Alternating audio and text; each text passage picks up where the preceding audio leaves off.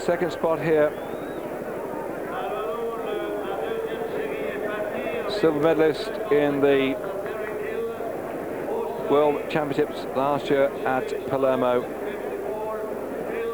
Up against what I might say is almost an unknown. Oh, he's dropped that inside him, and where's he gone now? Into the grass, and he's jumping all over the place. What on earth happened here? I couldn't see what happened. He cannot stop unless there's a mechanical problem. They've shot the gun. Let's go and see what happened again. I hope we can actually replay that one. But Hill has come to a halt now.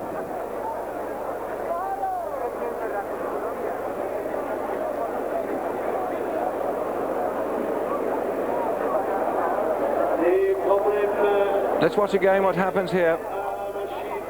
Hill going up the banking.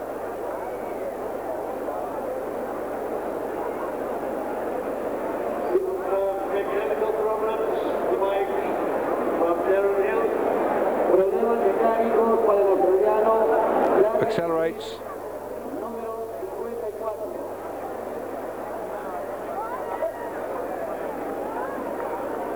Kicks back.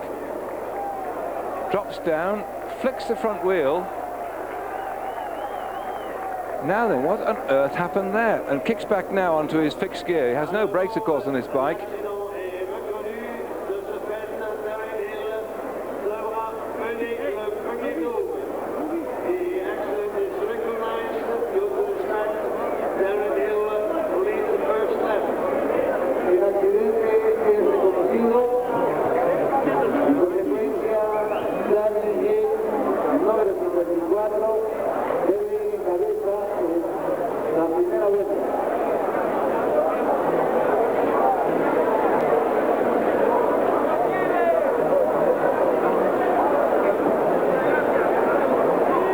Well, they're going for a rerun, and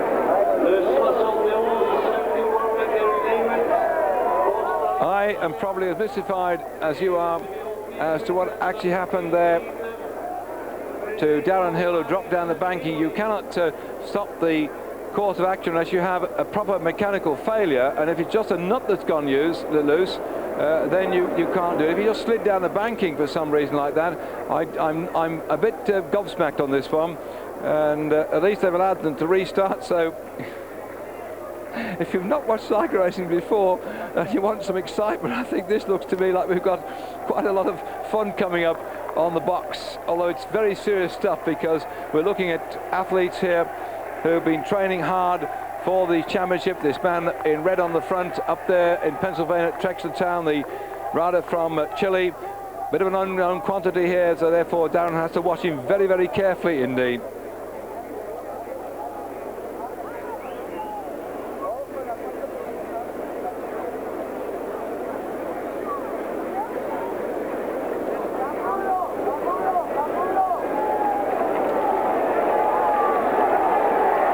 Paper Hill should be the quicker man of these two, but they've had a hell of a problem getting themselves psyched up for the evening's activity here, and perhaps the rider from Chile has really got the measure of the psychology tonight. He's in the lead. The man Hill's looking away from the inside. He can't find it. He goes round the outside, and the Chilean rider Arrue takes him up on the red line, drops down inside. Hill's trying to go faster line. He shows his supreme strength, and Hill goes through then to take that one. The few anxious moments, I think, for Charlie Walsh and the rest of the Australian squad, but Hill showed his speed in the end to come through and take that one.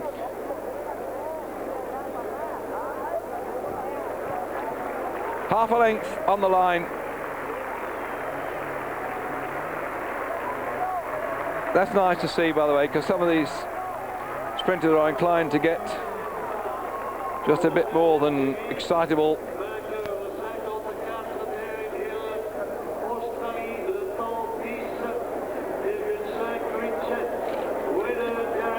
So Hill then confirmed as the winner.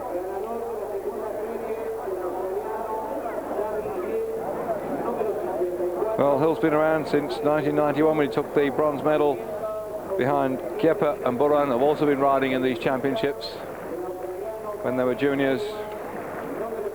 And here we are 4 years later with most of these characters come back on the track. Frederico Paris here, bronze medalist in the junior championship in 1987. So just think of that. 8 years later, the fellow in blue coming up here after collecting a hatful of medals on the tandem with Capitano and Kieper, and as recently as a couple of days ago taking third spot in the Kirin Championships. That's Paris at the top against Gary Neiwand at the bottom of the track.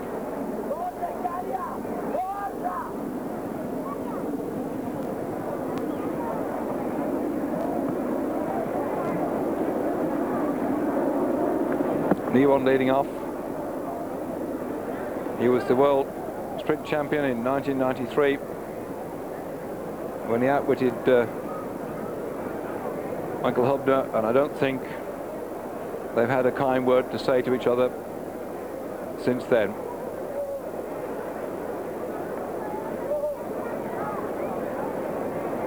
He used to train with Hubner, but something went wrong. They fell out in no uncertain terms.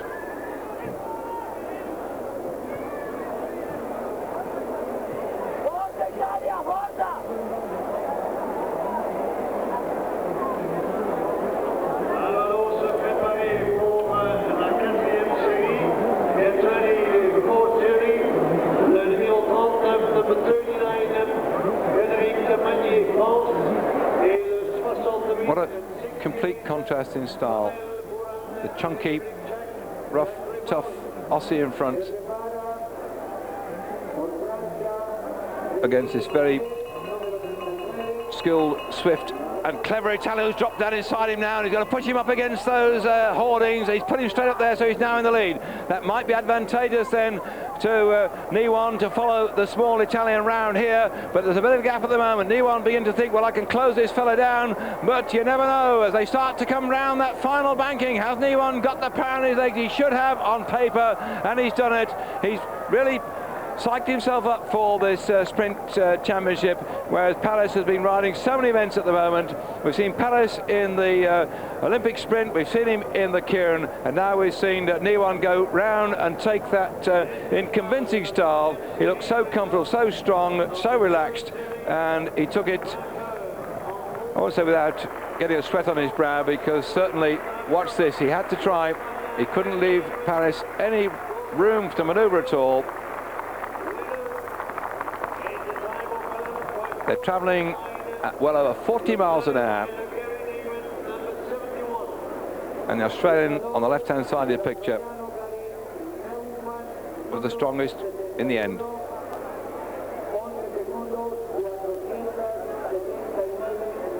That's it then. Neiwand beating Paris in the third round of the heats.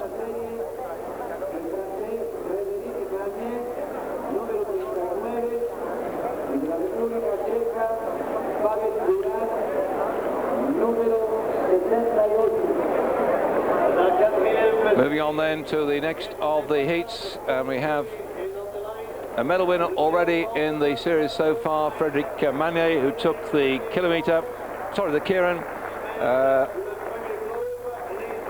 on the line now against Pavel Buran.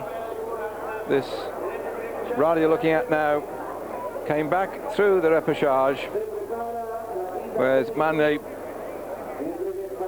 came straight through after the first round,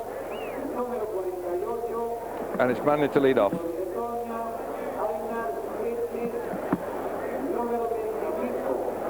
Buran was beaten in the first round by Florent Rousseau, the French rider, compatriot of Magne, who's now leading off. Buran had to fight his way back through the repechage, as did Frederico Paris, who we just seen beaten fair and square by Neiwand. What will happen after this second round, by the way, all the losers go back into another repechage, so you can come back if you have got something left in your legs. And last year Paris came back, in fact, again from what looked like no way home or no way out. In fact, he beat Kurt Harnett last year and Levito in the repechage after the second round. So Paris, we just seen sideline, might still find his way back in again. So there's always a back door in which these chaps can find their way back in again if you get beaten. And Buran came back through the repechage after the first round, and he's now up against Magne, who's also best known really as a tandem partner with Collard, but a very good Kieran rider too as well. On paper, Magne was the fourth fastest qualifier, and the French were tearing their hair out because Magne broke the world record in qualifying over 200 metres at 9.978, and he only finished fourth.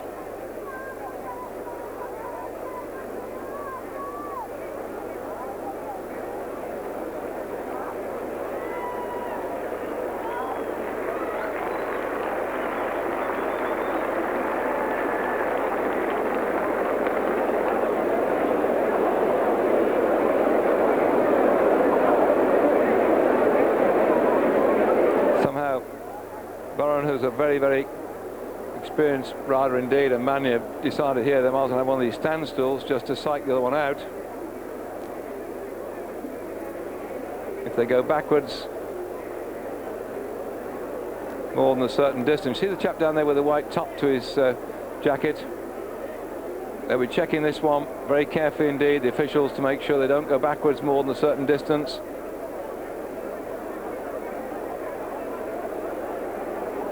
One has to break. You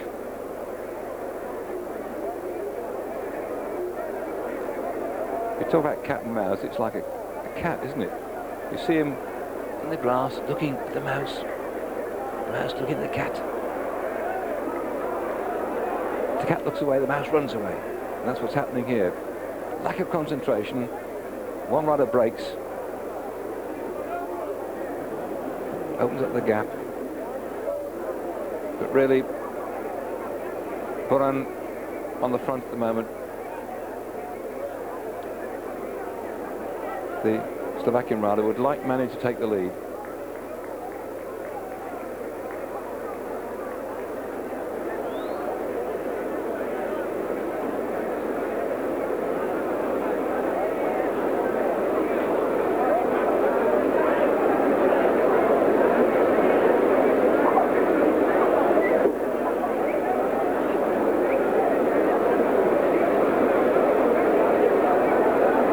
Supremely well-trained athletes, their muscles honed to perfection in this air which is getting colder and colder.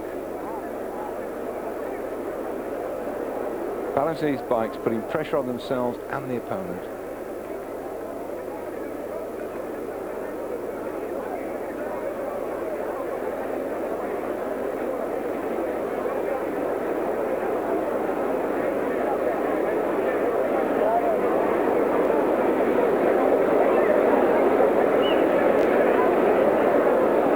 Has to crack.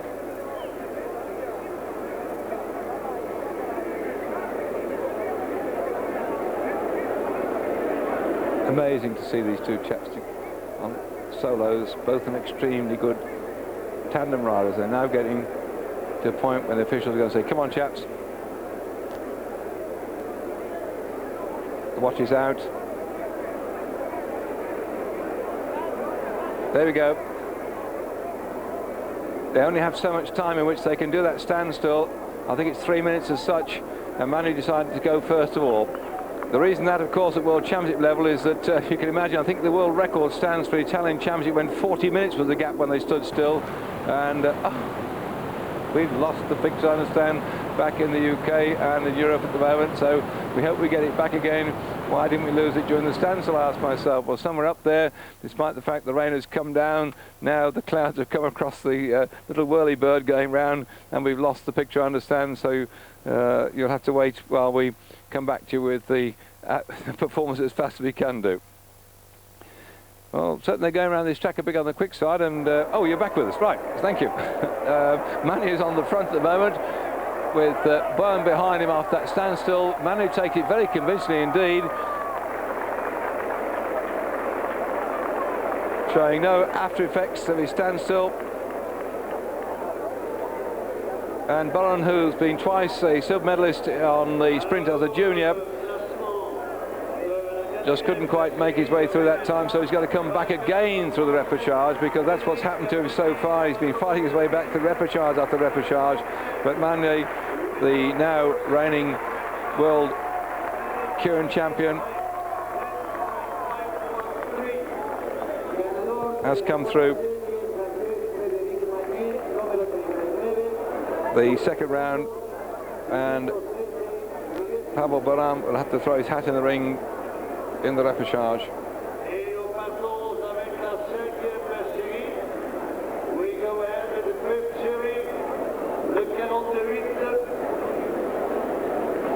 Let's look at that again then, as Magne comes down into the final 50 or 60 metres, convincingly ahead of Pavel Buran, showing no after effects of that standstill. He broke the knot by moving ahead onto the front, and once he got ahead, Buran just couldn't catch him.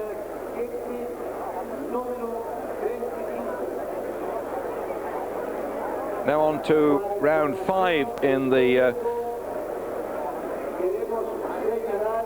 second of the sprint series. Moreno versus Kiksis. Moreno went straight through in his first round, beating Christian Arrue of Chile, who we saw coming up against Hill, having got back in by the repechage. So José Manuel Moreno of Spain is up against this fella here, Kiksis of Latvia. An interesting pairing, these two, really, because Kiksis is another of the riders that have come through from the junior level. He was the junior champion in 1990, Kiksis. As Moreno leads off at the moment, he's up against a very experienced competitor, best known, though, for his kilometre performances, where he's been a past champion. So we've got the Spanish fellow leading out at the moment, who is best known for his kilometre riding. He won the gold medal in Barcelona when he beat Shane Kelly into second spot, who has now come through to be the kilometre champion of the world.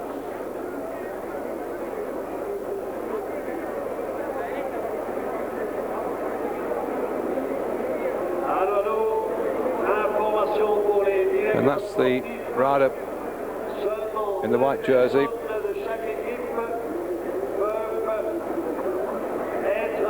who also took the kilometre championship in 1991 in Stuttgart. And there's quite a bit of difference between the effort over 3 laps of track flat out and riding a sprint like this one. So technically, Kiksis should be the sharper of the two when it comes down to sprint tactics.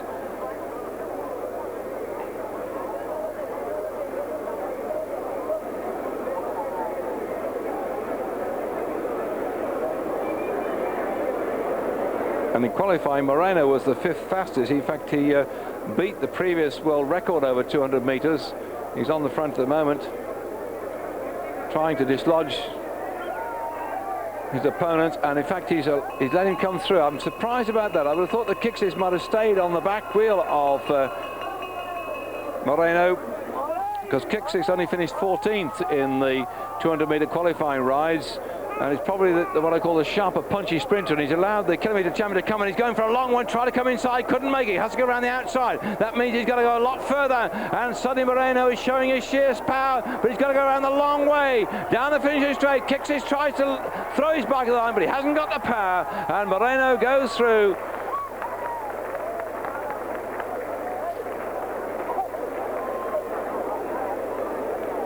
making it look so easy. The ex-kilometre champion of the world and also the Olympic kilometre champion came straight through there, and I'm just a bit surprised at the tactic of Kiksis, who should really perhaps have stayed on the wheel and tried to get a bit of a toe round, but he tried to go on the inside, which made the longer way round for Moreno, but Moreno had the speed, the power and the strength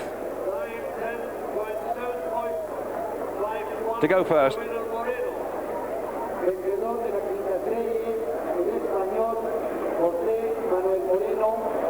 Número 48 y es el